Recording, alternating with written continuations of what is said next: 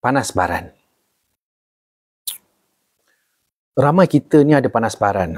Saya salah seorang lah. Yang paling teruk panas baran, saya lah. Tu dululah, sekarang Alhamdulillah dah pulih. Kesannya, dulu saya kehilangan ramai orang-orang yang baik. Saya ramai kehilangan orang-orang yang saya sayang sangat-sangat. Itulah kesan daripada panas baran saya dulu. So inilah kisah saya, pengalaman saya dan juga cara saya mengatasi sifat panas baran. Okay. So diharap jadikanlah pedoman dan juga pengajaran. Ya. Ketika saya remaja, saya nak dewasa, saya waktu tu gila menuntut ilmu. Saya gila menuntut ilmu macam-macam. Macam-macam ilmu saya belajar, entah apa benda semua saya kutip. Kan? Waktu tah datang daripada macam mana tah, datang sifat panas baran saya. Okay? Ini saya punya panas baran datang daripada kesilapan saya sendiri. Sedangkan mak saya seorang lemah lembut, ayah saya seorang sangat penyabar dan lemah lembut, atuk nenek saya pun begitu juga. Tak ada dalam keturunan saya yang panas baran. So panas baran ni bukan keturunan. Bukan keturunan. Dia adalah kesilapan diri dan juga pengawalan diri lah. Kata bahasa mudahnya, sakit jiwa atau sakit mental. Okay? Dan dia perlu diubati. Dia perlu diubati. Saya ceritakan. Bayangkan, waktu saya umur 16-17 tahun, saya dah tahu macam-macam ilmu batin. Waktu tu juga, waktu umur saya 17, saya dah jadi guru silat. Guru silat gayung. Lepas tu saya dah khatam 4 jenis silat. Lepas tu saya dah main tomoy. Lepas tu badan saya dengan fit lagi. Lepas tu memang keras lah, padat lah. Kan? Tapi semua benda yang saya belajar tu, tak ada satu pun yang mengajar saya panas baran. Panas baran, belajar silat, belajar seni mempertahankan diri ini semua, tidak menimbulkan panas baran tau. Dia tidak. Dia sepatutnya menjadi orang tu lebih lembut dan tenang. So, panas baran ni datang daripada sifat agresif. Sifat agresif. Okay, saya ceritakan keburukan saya dululah ni. Saya cerita ni dalam keadaan muka saya malu. Kan, tapi saya perlu terangkan pada orang ramai, semoga jadi pengajaran. Saya dulu waktu marah, saya bergaduh, saya bawa parang. Saya bawa parang dengan ayah saya sendiri. Dengan ayah saya sendiri. Dan nasib baik orang leraikan. Itu saya punya kasar tu. Dan kalau tidak memang saya mati atau ayah saya mati. Waktu tu saya umur 17 tahun, 16 tahun. Saya, astagfirullah, saya pernah tumbuk kuat ke dada mak saya sendiri. Kan? Waktu saya tengah marah. Saya pernah tendang kakak saya dan sampai dia berdarah, kepala dia terantuk dekat pintu, kat bucu pintu. Kakak saya, kakak kedua. So, saya punya marah tu, saya punya baran tu memang sangat buruk lah. Sebab bila saya tu, saya tak ingat apa dah. Dan saya pernah seorang diri mengamuk. Saya pukul 6 orang. Dan saya campak 6 orang tu kat dalam longkang. Waktu tu umur 17. Nak masuk 18. Dan saya waktu umur 16, saya pernah pukul dan pijak budak yang lebih besar daripada saya. Dan sampai dia patah rahang lah, jadi kes polis. Tu. Saya punya baran tu, walaupun pada diri saya anggap benda tu saya di pihak yang benar. Tapi, yalah, darah panas. Dah bukan darah panas, dia terlalu panas. Kan? Anda bayangkanlah dengan skill yang saya ada, waktu tu dengan pengetahuan saya ada, dengan badan fit apa semua tu, memang kerah lah. So, saya nak cerita lebih-lebih ni sebenarnya banyak perkara tu. Sehingga kan, bila saya masuk askar pun masih ada lagi benda tu. Dan bila saya berkahwin kali pertama dulu pun masih ada lagi. Jadi saya nasihat saya kepada siapa yang ada panas baran tu, jangan kahwin. Jangan kahwin. Lag? Alamak, lag ke?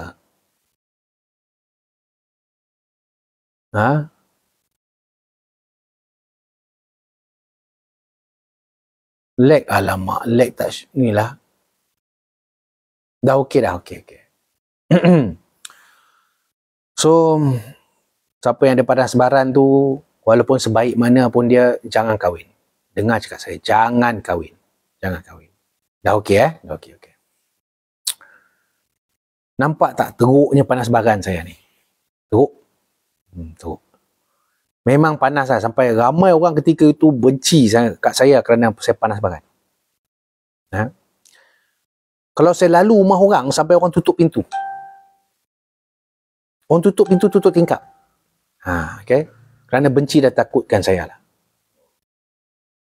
Okay, macam mana saya dapat mengatasi sifat panas baran ni? Okay, dengar betul-betul, ambil pen, ambil kertas, tulis dan sampaikan apa yang saya nak ajar ni kepada anak-anak muda dan kepada orang umur 20-an, 30-an.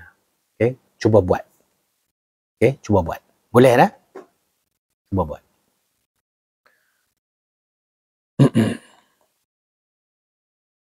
Okay, dengar betul-betul Nombor 1, orang panas baran ni, dia sangat agresif. Okay. Sekejap. Lag ke? Sekejap-kejap je okey, lepas tu teruskan je. Lag sikit je. Sekejap, saya tengok sekejap Line tak okey ke?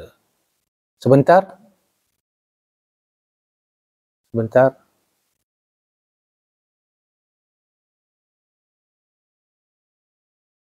Mungkin sebab lepas hujan kat sini, so dia punya line tu teruk, Unify ni teruk lah. Jangan, kan? Aduh, sangkut-sangkut lah.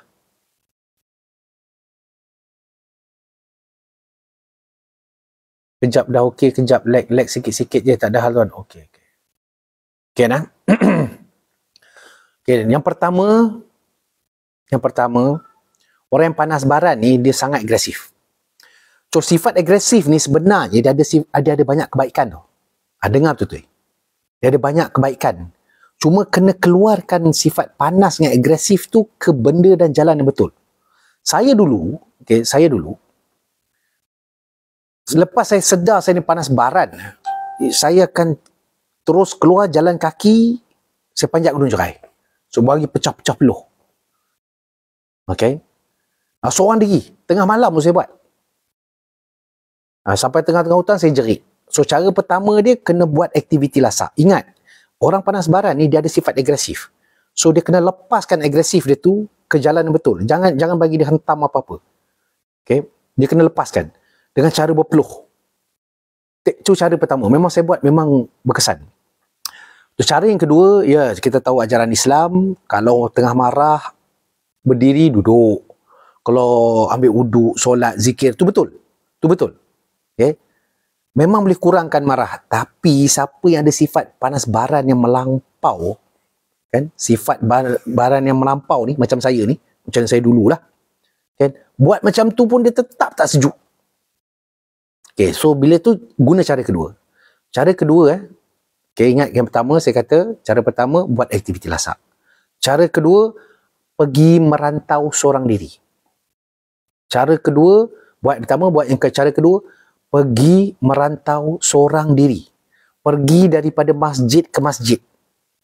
Saya bagi ilmu ni. Buat. Siapa yang panas baran, pergi buat. Merantau daripada satu masjid, pergi ke satu masjid, tidur kat mana-mana, besok daripada satu masjid, pergi ke satu masjid, merantau seorang diri. Selalulah buat macam tu. Nanti awak akan faham, awak akan dapat rahsia ni, apa yang saya nak bagi. Tapi kena pergi seorang diri. Okay. Yang ketiga, dia kena ubah cara hidup. Okay, macam saya ni, saya ubah cara tidur saya, cara tu. Bila saya sedar saya panas baran yang melampau, saya ubah. Boleh tanya kakak-kakak saya, boleh tanya adik-beradik, mak ayah saya. Mereka tahu, teruk sangat saya punya panas baran. So, saya buat yang ketiga ni, yang ni saya amal ni. Ingat tak saya pernah ajar cara mandi yang 7 jurus tu, daripada bawah, naik ke atas, naik 7. Saya selawat tu. Buat macam tu. Buat. Dia memang kena ubah cara hidup, cara makan dia, pemakanan, memang kena ubah. Saya buat. Okay. Lepas tu, cara keempat. Okay, dengar betul-betul. Bila kita ni sangat marah, orang yang panas baran ni, macam saya dulu, saya akan nampak siapa-siapa pun kecil je. Orang besar macam tu, nampak dia macam besar tu. Ya, tu. Kan? keliling kita ni akan jadi nampak benda tu ringan ya. Benda berat macam mana pun nampak macam ringan ya. Okey. So, cara yang keempat, tiap kali rasa nak mengamuk, cepat-cepat keluar jalan kaki. Jauhkan daripada tempat tu. Pergi tengok alam. Tengok gunung, tengok bukit, tengok laut, tengok sungai. So, kita kena tengok benda yang lebih besar daripada kita. Kita kena tengok benda yang lebih besar daripada kita. Itu cara keempat. Okey. Bila nampak orang kecil je, cepat-cepat keluar. Jauhkan daripada tempat tu, tengok benda lebih besar. Langit lebih besar duduk. Tengok awan lebih besar. Tengok benda yang lebih besar. Okey. Itu cara keempat. Okey. Okey. Dan saya bagilah, kan, waktu awak tengok benda-benda yang lebih besar tu, awak zikirkan macam mana saya ajar ni.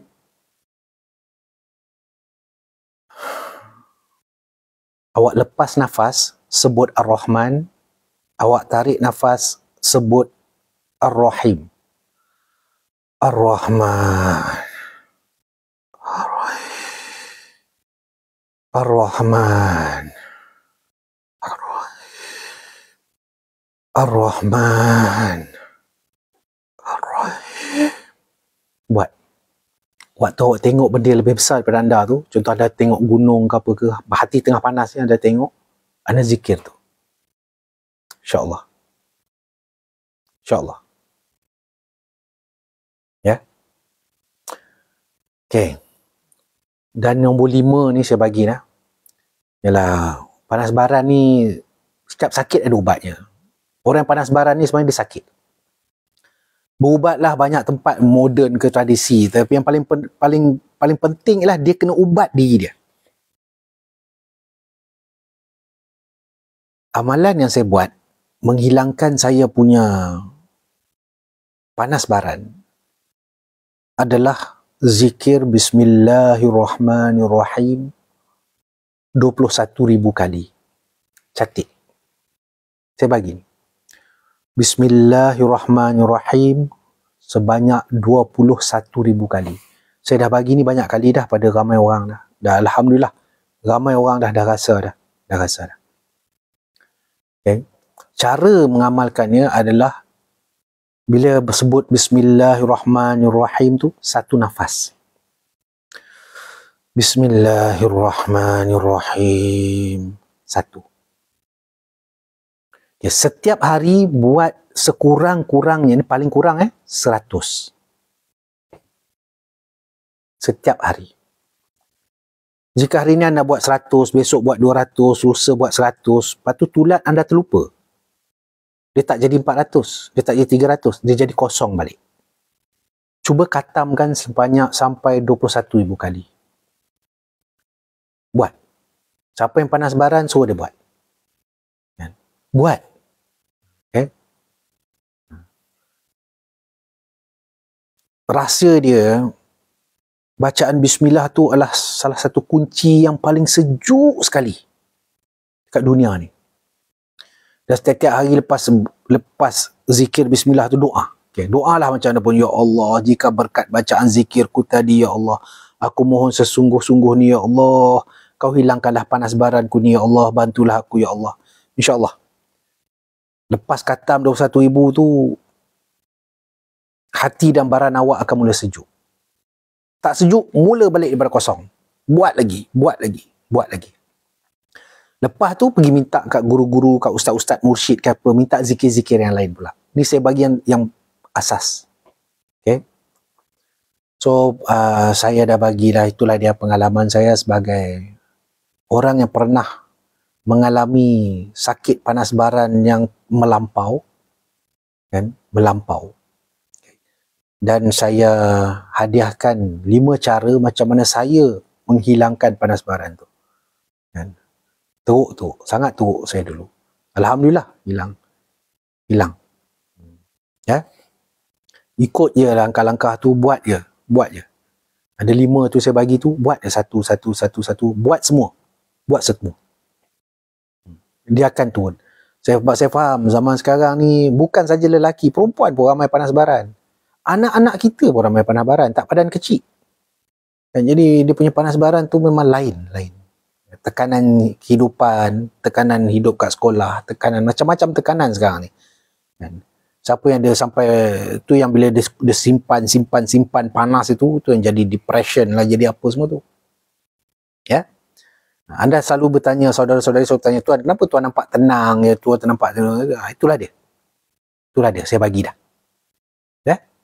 Okey. Dapat satu ilmu hari malam ni. Semoga bermanfaat. Ya Allah Tuanku, jika berkat ilmu-ilmu yang aku berikan pada mereka ni, ya Allah, bantulah mereka dan berkatilah usaha kami ni, ya Allah. Amin, amin, ya Rabbal alamin.